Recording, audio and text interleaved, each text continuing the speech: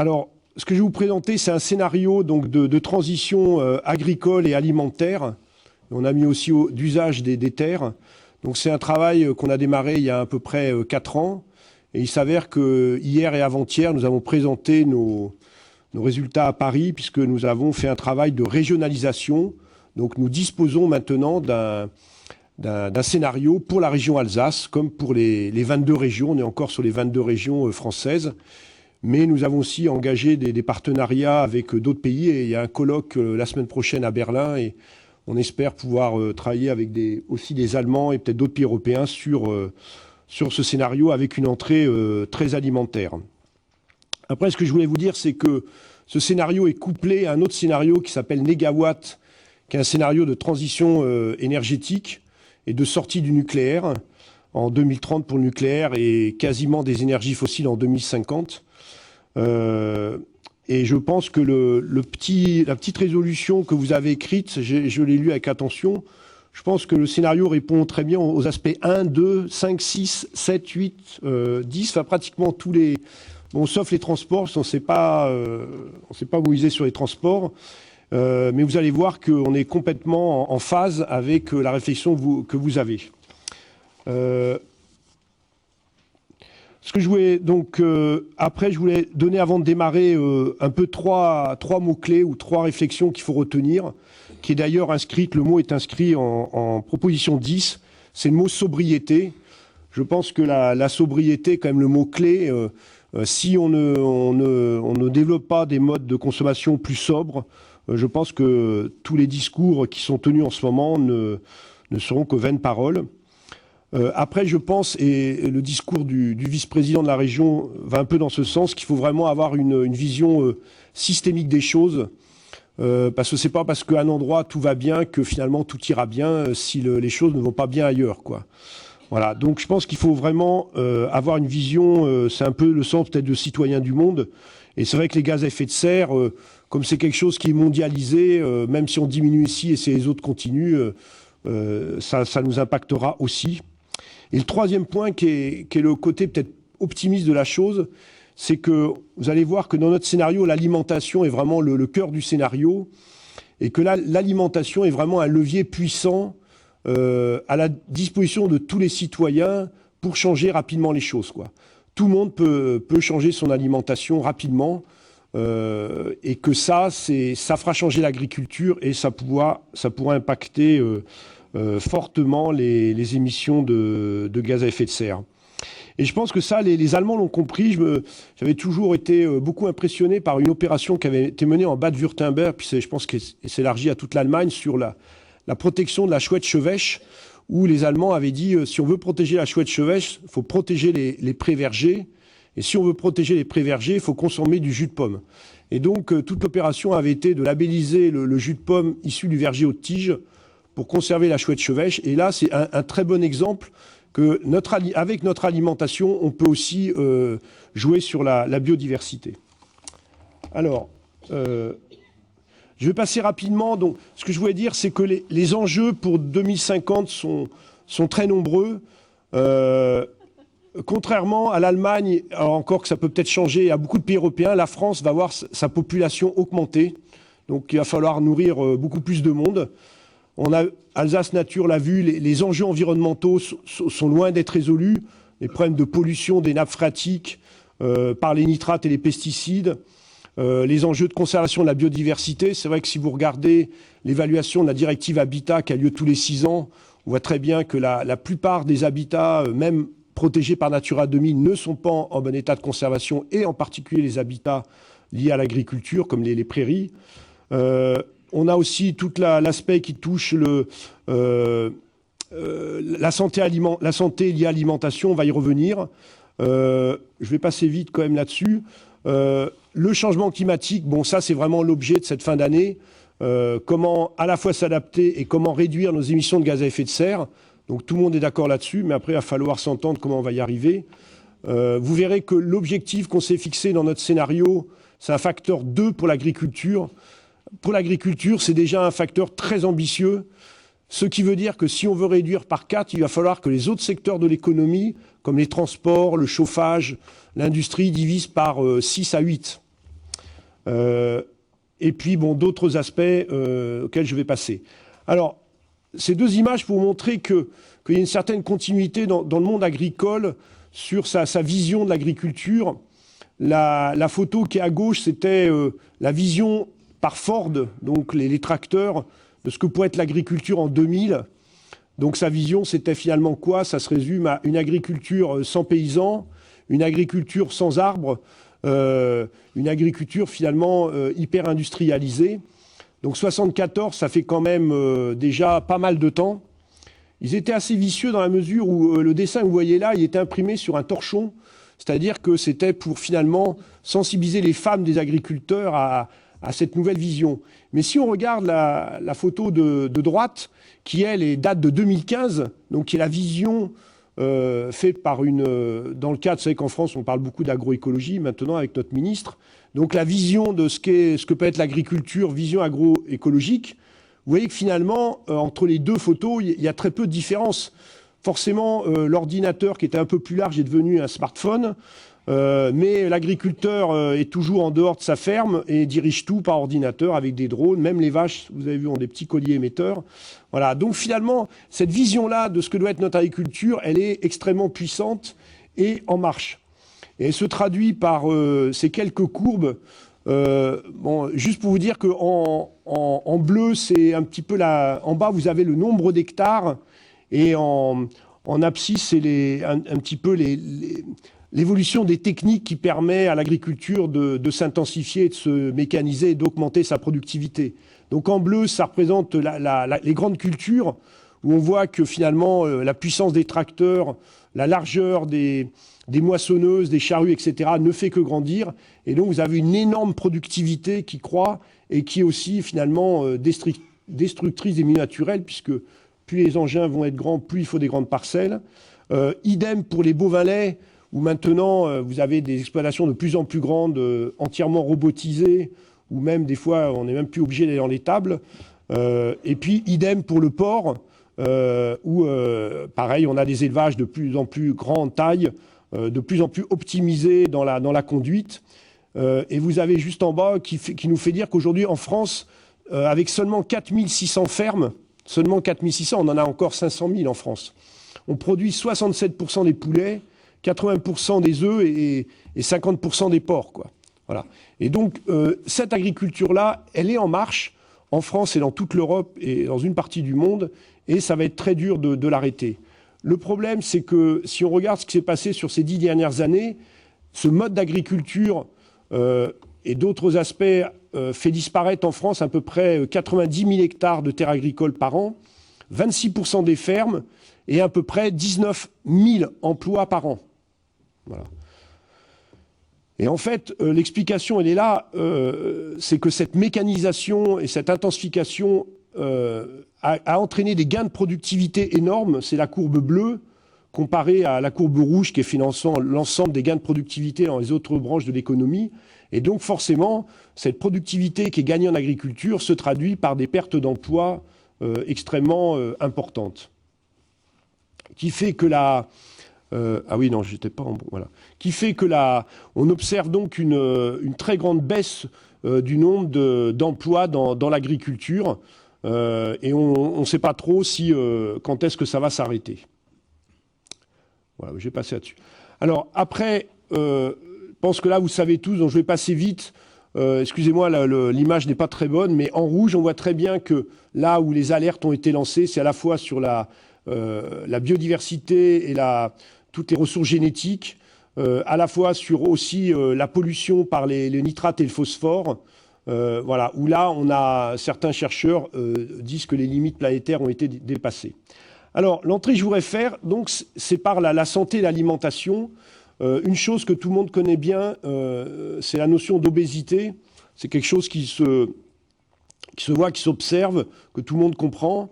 Et on voit très bien que même en France, qui a quand même un système alimentaire extrêmement intéressant, quoi, où les Français aiment bien manger, prennent 3 repas par jour, et ça, c'est une véritable résistance à cette problématique de surpoids et d'obésité, contrairement aux États-Unis. Mais malgré ça, il y a quand même une tendance à l'augmentation, et donc une raison d'être vigilant. Voilà. Et donc là, vous avez donc ça monte un petit peu sur du tas qui est lié à nos modes alimentaires. Donc même en France, finalement, 50% de la population est soit obèse, soit en surpoids, ce qui est quand même important et qui crée derrière de nombreuses maladies comme le diabète de type 2 en particulier, quoi. Alors, si on regarde ce que disent les nutritionnistes par rapport au mode de consommation français, je connais moins bien le mode de consommation allemand, mais je pense que le même type d'étude a dû être mené, c'est qu'on consomme pas assez de fruits, de légumes, de féculents, trop de lipides, en particulier d'acides gras saturés comme le beurre par exemple, trop de sucre, trop de sel et pas assez de fer, de calcium et surtout de fibres qu'on trouve en particulier dans les végétaux, enfin surtout uniquement presque dans les végétaux comme les légumes. Alors, ce tableau-là, ça va être compliqué à lire, mais je vais un petit peu vous résumer ce travail de recherche. En fait, c'est des chercheurs de l'INSERM qui ont regardé ce que consommait un Français moyen, et ils ont regardé comment on pouvait optimiser son alimentation pour qu'il puisse avoir l'ensemble des nutriments nécessaires à sa santé, et d'une façon pas trop complexe. Et ce qui ressort de ce travail, c'est en haut, donc il faudrait consommer donc beaucoup plus de fruits et légumes, ce qui a été dit avant, beaucoup moins de produits carnés, hein, de charcuterie, d'œufs, etc. Beaucoup plus de céréales et en particulier de céréales non raffinées. Un des vrais problèmes, c'est que on raffine tous les produits et donc on enlève tous les nutriments qui sont dans les enveloppes. Consommer alors plus de lait mais moins de fromage. Mais comme vous savez qu'il faut 10 litres de lait pour faire 1 kilo de fromage, au final, ça se traduit par une consommation moindre de produits laitiers. Éviter, consommer moins de plats cuisinés, moins de produits sucrés et surtout des huiles de type... consommer plus des huiles de type colza ou olive. Voilà. Donc là, on a des résultats assez concrets de ce qu'il faudrait faire au niveau de notre alimentation. Et en fait, derrière ça se cache la notion de ce qu'on appelle aujourd'hui les calories vides, c'est-à-dire que notre agriculture intensive se targue de produire beaucoup plus de calories, hein, en essayant de dire on va nourrir le monde avec des calories, mais on ne nourrit pas le monde qu'avec des calories, on nourrit le monde avec des nutriments. Et ce qu'on s'aperçoit, c'est que dans ces produits industrialisés, là, on a un effondrement des nutriments qu'ils contiennent, des fois par un facteur 4 ou 10, que ça soit dans les pommes, dans les œufs, dans le lait. Un lait produit à partir de maïs soja contient 4 fois moins d'oméga 3 qu'un lait qui est produit à partir du pâturage et de l'herbe. Donc ça, c'est vraiment important à avoir en tête. Après, une autre enquête, mais vous ne regardez pas les données, qui s'appelle Bionutrinet. Il s'avère que l'INSERM a mis en place la plus grande étude épidémiologique mondiale sur le lien entre alimentation et santé, qui s'appelle Nutrinet. Vous pouvez tous aller sur Internet et participer à cette enquête. Je crois qu'il y a déjà à peu près 300 000 personnes qui participent à cette enquête. Et à l'intérieur de cette enquête globale, il a été fait une enquête spécifique sur la consommation de produits bio. Et donc, il y a eu 54 000 personnes qui ont répondu à ce questionnaire, avec des personnes qui ne consommaient pas bio, et puis des personnes qui en consommaient assez régulièrement. Et donc, l'INSERM a comparé ces deux populations en termes de mode de consommation et en termes de santé. Et donc, voici les résultats. Donc, c'est vrai que finalement, ce qu'on s'aperçoit, c'est que le consommateur bio actuel, finalement, est très proche des recommandations de la diapo précédente, c'est-à-dire que lui, il consomme bien plus de fruits, plus de légumes, plus d'huile végétale, plus de céréales complètes, plus d'amandes et noisettes, et puis moins de boissons sucrées, type Coca-Cola ou autre, un peu moins de boissons alcoolisées, moins de produits carnés, moins de viande, moins de lait, moins de fast-food. Voilà. Donc c'est vrai que quelque part, le consommateur bio aujourd'hui est finalement un petit peu ce que devrait être le consommateur de demain. Et nous, on s'en est inspiré pour établir notre assiette alimentaire. Bon, il y a aussi, mais je passerai là-dessus, au travers de ça, on s'aperçoit qu'ils ont aussi beaucoup plus de nutriments. Voilà. Alors, l'intérêt de ce résultat, c'est celui-là. C'est qu'après, ils ont regardé sur les deux populations ce qui se passait en termes d'obésité et de surpoids. Et phénomène extrêmement important, le taux d'obésité diminue de 60% chez les hommes et le taux de surpoids de 36%, ce qui est énorme. Alors forcément, il y a plein de raisons à ça, mais bon là, ils peuvent pas encore travailler sur d'autres critères comme d'autres maladies, comme les cancers, parce que ça demande des études beaucoup plus longues, et ces études sont pas encore assez longues, mais on voit bien, et ça a été prouvé aussi sur les travaux, par exemple, sur l'alimentation méditerranéenne, le lien étroit entre alimentation et santé. Après, ce dont on dispose maintenant, c'est une autre approche. Donc, c'est des études qui ont été faites aussi pour comparer des modes alimentaires de consommateurs qui mangent beaucoup de viande avec, à l'extrême, des consommateurs qui n'en mangent pas du tout, et de regarder les émissions de gaz à effet de serre liées à l'alimentation. Et là, on voit très bien qu'on a un rapport de 1 à 2, voire plus, entre ces deux types de consommateurs. Donc, c'est vrai que nous, on s'est pas mis dans les deux extrêmes, donc on travaille sur un scénario médian, donc qui reprend exactement ce que vous avez dit dans votre résolution pour le climat en partie 5, qui est de réduire la consommation de viande et de lait. Nous, c'est très clairement 50%, donc on se situe un petit peu au milieu. Alors, pourquoi aussi donc il y a des raisons de santé, il y a des raisons donc de réduction des gaz à effet de serre, on le verra tout à l'heure, mais ce qu'il faut voir aussi, c'est qu'on est pris aussi dans une équation très difficile, y compris pour la France, qui est quand même un pays très agricole. D'abord, qu'est-ce qu'on observe? On observe que les rendements des principales productions agricoles, comme le blé, le maïs, l'orge, en gros, après avoir clairement augmenté pendant les 30 glorieux, c'est-à-dire qu'entre 1960, on va dire, et 1990, ces rendements stagnent depuis le milieu ou la fin des années 90, entre autres pour des raisons de changement climatique, mais aussi pour d'autres facteurs. Voilà, et je pense et ça c'est vrai aussi dans tous les pays européens, on a atteint un certain plafond sur la production agricole, mais lié aussi par exemple à des phénomènes comme le manque d'eau, c'est-à-dire que en France et comme en Alsace en particulier, le maïs s'est développé aussi grâce à l'irrigation, mais aujourd'hui on est obligé de réduire l'irrigation pour un problème de manque d'eau dans les nappes et les rivières. Après, donc on a ce phénomène qu'on avait caché pendant un certain temps, mais qui a démarré déjà depuis bien longtemps, qui est la perte de terres agricoles par l'artificialisation. Et vous voyez que l'Alsace est quand même une zone très rouge, comme la région Rhône-Alpes, comme Toulouse, d'où je viens, ou comme le littoral, la région Île-de-France, etc. Donc on a un rythme de perte de terres agricoles par la construction d'infrastructures routières, par la construction de maisons individuelles, qui est quand même ancré très fort, en tout cas en France, chez le citoyen. C'est un peu le rêve d'avoir sa maison individuelle. Voilà. Et en fait, ce rythme-là, on a beau, dans les SCOT aujourd'hui, essayer de le réduire. C'est pas facile du tout parce que, la population augmente. 2, la population se déplace sur le territoire. Vous avez quand même une région qui fera partie de la vôtre, Champagne-Ardenne, qui est une région, la seule région française qui perd de la population. Ça veut dire qu'il y a des migrations de population entre la ville et la campagne et entre les régions, et puis le fait aussi que les gens veulent toujours plus d'espace, et puis aussi que derrière cette artificialisation, il y a une valeur ajoutée extrême qui multiplie les prix des terrains agricoles par un facteur 30 à 50 et qui crée chaque année en France une plus-value d'environ 5 milliards d'euros qui représente plus de la moitié des aides agricoles. Donc vous voyez, quand vous mettez 5 milliards d'euros sur la table, c'est difficile de sortir de là. Alors, la conclusion de tout ça, c'est que si vous regardez l'évolution de la production agricole française, vous voyez très clairement sur ce tableau, chaque petit point représente la production agricole française traduite en gigajoules. Bon, on se fiche un peu de l'unité, mais c'est une façon d'agglomérer toute la production. Et on voit très bien que par habitant, la production a très clairement augmenté entre 1960 et 1990, ce qui a permis de développer tous ces élevages de poulets, de porcs et de lait, puisqu'il fallait trouver un débouché à nos céréales.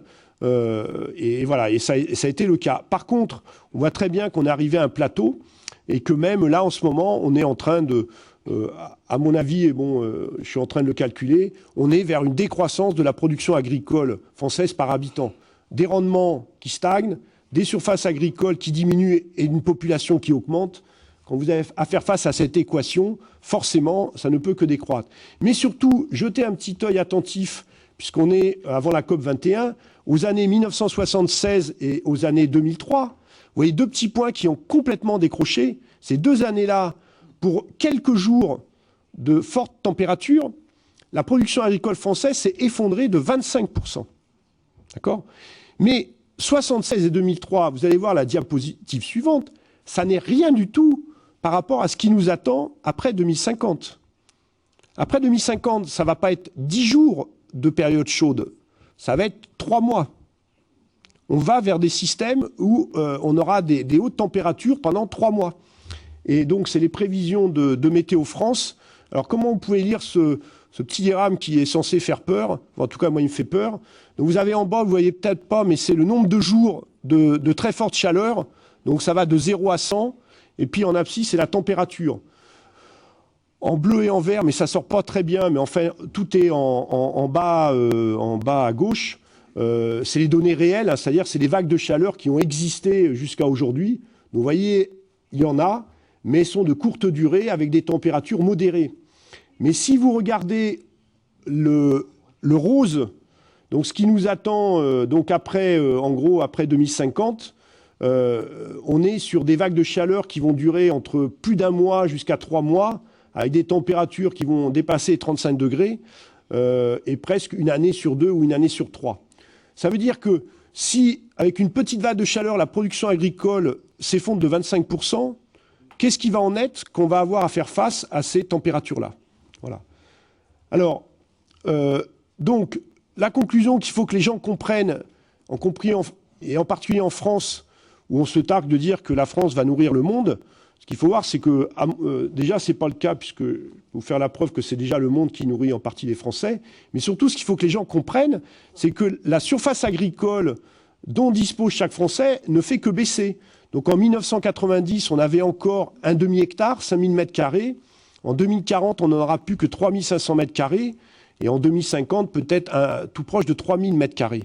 Et que sur cette surface, non seulement il va falloir produire son alimentation, mais aussi, si on veut se sortir des énergies fossiles qui créent le CO2 et du nucléaire, il va falloir aussi produire une partie de la biomasse nécessaire pour faire des matériaux, hein, et pour faire de l'énergie, en sachant qu'on a aussi la forêt à côté.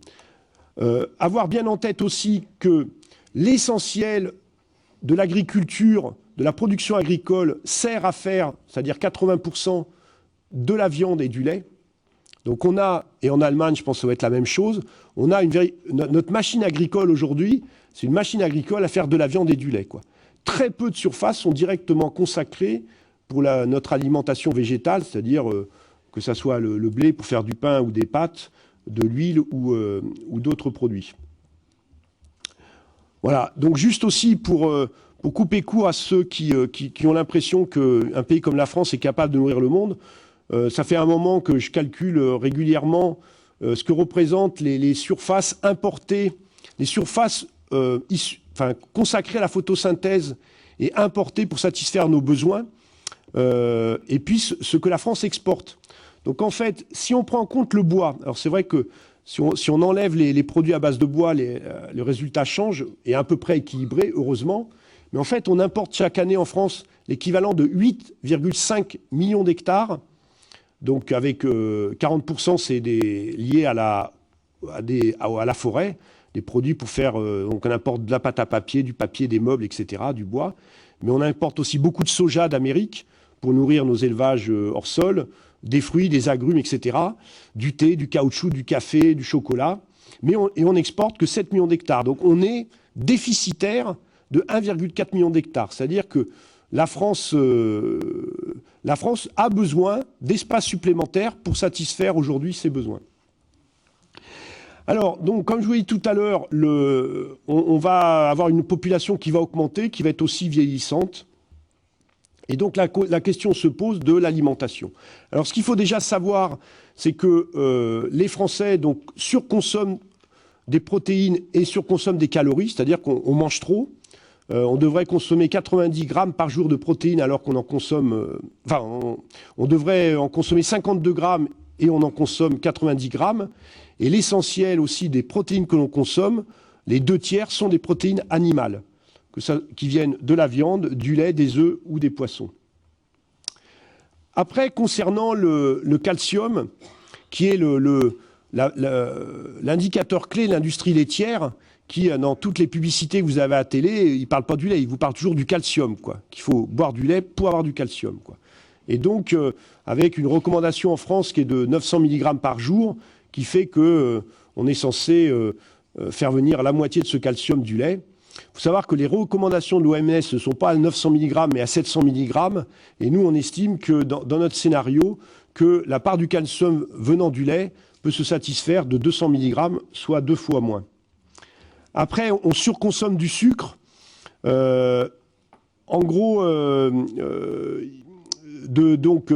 consomme beaucoup trop de sucre. Ce sucre-là n'est pas que le sucre que vous mettez dans votre café. C'est essentiellement du sucre qui est dans les boissons sucrées, dans tout un tas de produits, de gâteaux, etc.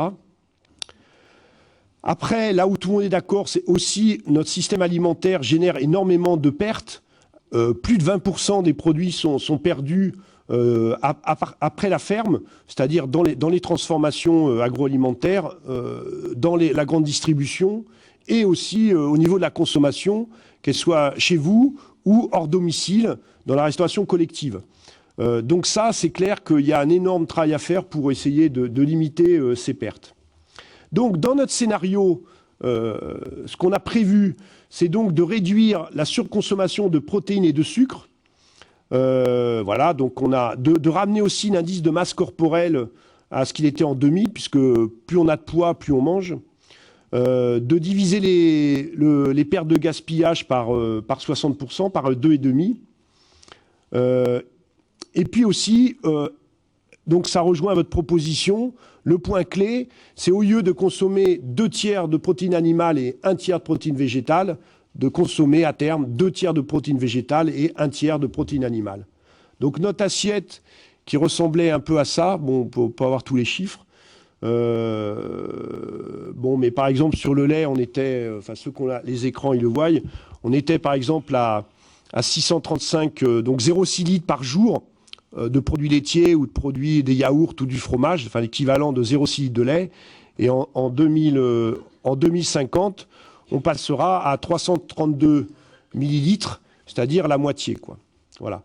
Donc, cette assiette-là, on l'a travaillée donc à la fois avec des nutritionnistes, et donc c'est la base du scénario, parce que en changeant notre alimentation et derrière les modes de production, on est capable de réduire par 2 les émissions de gaz à effet de serre liées à l'agriculture en France. Bon, ça c'est le même camembert, je vous le passe. Là, on voit un peu mieux. Donc, il va falloir installer énormément par exemple, nous, on prévoit la création de plus de 30 000 emplois de maraîchers bio, hein, parce qu'on apporte énormément de fruits et légumes. Et l'intérêt, c'est de produire les fruits et légumes à proximité des lieux de consommation. On va donc diminuer l'élevage, on en parlera tout à l'heure. Et puis, il va falloir aussi augmenter quelques produits clés comme les légumineuses à graines, les fruits à coque comme les amandes ou les noyers. Alors, ce qu'il faut voir, c'est que là, coup de bol, on a une photo des Allemands. Donc là, c'est un journaliste qui a photographié partout dans le monde ce que consommait un ménage et ce qu'il dépensait pour se nourrir pendant une semaine. Donc là, vous avez la nourriture d'un Allemand moyen. Je ne sais pas trop ce que ça veut dire, un Allemand moyen. Il y a pas mal de consommation de bière, de charcuterie. Bon, ça doit se rapprocher d'un Alsacien peut-être. Et ça lui coûte 500 $, enfin 500 €, on peut dire, hein, par mois, quoi.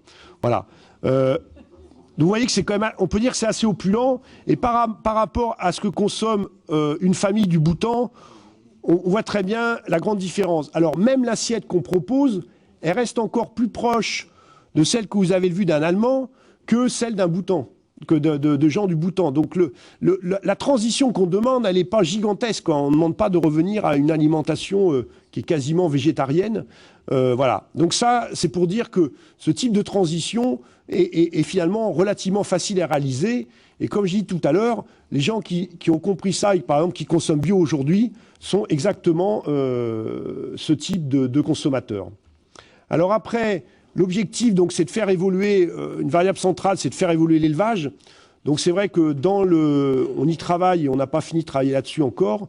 Donc forcément, il va falloir faire évoluer énormément la production des monogastriques, c'est-à-dire des poulets, des porcs, et d'aller vers des standards donc avec beaucoup plus d'espace, des animaux qui sortent, des animaux sur paille. Donc là, on n'a pas encore affiné complètement ça, mais l'idée, c'est par exemple d'abandonner le poulet standard produit en 36 jours, qui n'a aucun goût et qui est en général bourré d'antibiotiques. Alors, concernant les vaches, donc ça, c'est une véritable question. Déjà, donc, il faut savoir que quand vous faites du lait, vous faites aussi de la viande. Et donc, on a un petit problème aussi pour trouver des débouchés aux races bovines spécialisées comme la charolaise, la limousine. Et donc, la réflexion qu'on a aujourd'hui, c'est qu'il faut revenir à des races mixtes qui sont capables de faire à la fois de la viande de qualité et du lait. Et certains chercheurs ont même montré que si on voulait faire de la viande et du lait, énergétiquement, il était plus intéressant de le faire au travers d'une race mixte que de races hyper spécialisées comme la race Holstein ou la charolaise. Alors, juste pour vous rappeler, j'ai presque terminé, le cheptel bovin en France, vous voyez, ça représentait ça. Donc vous aviez au milieu pas mal de races mixtes, hein. Vous aviez beaucoup de races normandes, vous aviez des Montbéliardes, là, ce qui permet de faire le comté. Vous aviez quand même un peu de charolaise, de blonde aquitaine et de limousine, et déjà pas mal de prime Holstein, qui permettaient donc de produire 22 milliards de litres de lait et 1,6 million de tonnes de viande. En 2010, qu'est-ce qu'on a fait? On a augmenté la productivité du lait par vache, donc on a supprimé beaucoup de vaches laitières, on a supprimé dont beaucoup de normandes. Donc c'est vrai que maintenant on a essentiellement une race, et certains disent que quasiment elle est issue aujourd'hui de 50 mâles et de 50 vaches femelles, qui correspond à tout le troupeau français. Et puis on a éliminé beaucoup de races mixtes et de montagne en particulier. Et puis on a augmenté les races à viande, en particulier les races charolais. Donc c'est vrai que d'un système extrêmement diversifié, en l'espace de 40 ans, on se retrouve avec deux races qui dominent largement le paysage français, la Holstein et la charolaise. Voilà. Avec une légère augmentation de la production de lait et puis quasiment la même quantité de viande produite. Donc c'est vrai qu'avant on avait... c'est l'origine qui diffère. Alors en fait, en 2050, voilà ce qui est le scénario. On va réduire fortement la Holstein et en particulier le lait qui est produit essentiellement en France, dans l'ouest de la France, à partir du maïs et du soja. On va essayer d'augmenter un petit peu les races mixtes et on va aussi fortement diminuer les races spécialisées. On va diminuer la consommation de lait par 2 et la consommation de viande par 2. Voilà. Donc là, il y a une véritable transition au niveau de l'élevage, sachant que ça va se faire en maintenant les prairies naturelles. Donc l'objectif, c'est d'avoir des vaches qui mangent essentiellement de l'herbe, comme ça aujourd'hui qu'on a des vaches pour faire du lait qui ne mangent que du maïs en silage et que du soja, c'est-à-dire quasiment pas d'herbe. Donc, et qui font entre 8000 litres en moyenne et qui peuvent en faire plus de 10 000. Donc l'idée, c'est revenir à un système herbagé avec un maximum de pâturage, diminuer la consommation de concentré par litre de lait. Il faut savoir que dans un litre de lait, aujourd'hui, vous avez à peu près 200 grammes, donc à peu près 20%, voire plus, des fois jusqu'à 30% de céréales et de soja. D'accord? Donc on a des ruminants qui sont des fois des faux ruminants, hein, qui s'apparentent des fois à des monogastriques. Hein. C'est vrai aussi d'ailleurs pour les moutons. Hein. Voilà, donc l'idée, c'est de réduire cette part de concentré, donc d'avoir des vaches qui produisent moins de lait, mais qui consomment beaucoup plus d'herbe et de pâturage. Voilà. Je vais passer là-dessus, je vais juste aller à la conclusion. Bon, après, l'idée, c'est de changer toutes les pratiques agricoles, c'est-à-dire, en gros, développer des nouvelles pratiques qui sont sous le vocable de l'agroécologie, c'est-à-dire associer des cultures, mélanger des variétés, réimplanter des arbres dans le paysage agricole, et donc diversifier finalement le système agricole, les rotations, etc. Alors les résultats, c'est que si on arrive à mettre en place ce scénario qui part de l'assiette, qui change les pratiques agricoles, qui répartit aussi les productions sur le territoire, alors l'objectif c'est déjà de diviser par 2 l'artificialisation des terres agricoles, donc de tomber à une perte de plutôt 30 000 hectares par an. On augmentera légèrement les surfaces forestières. On va maintenir les prairies permanentes, donc en généralisant toutes les pratiques et donc avec un objectif de 50% d'agriculture biologique en 2050. Voilà. Et donc ça va permettre au final, on aura une légère baisse de la production agricole, mais pas énorme. On va diviser par 2 les gaz à effet de serre et la consommation d'énergie, par 2,5 la consommation d'azote minéral, par 3 la consommation de pesticides, par 40% les émissions d'ammoniac, et par 2 les prélèvements d'eau en été, puisqu'on a aussi un gros enjeu sur l'irrigation, en particulier chez nous dans le sud-ouest, où on a un gros déficit d'eau en été, lié essentiellement à l'irrigation du maïs. Voilà. Donc ça veut dire aussi une profonde mutation de l'élevage, dont j'ai parlé. Voilà. Et tout ça va être basé sur l'évolution du régime alimentaire.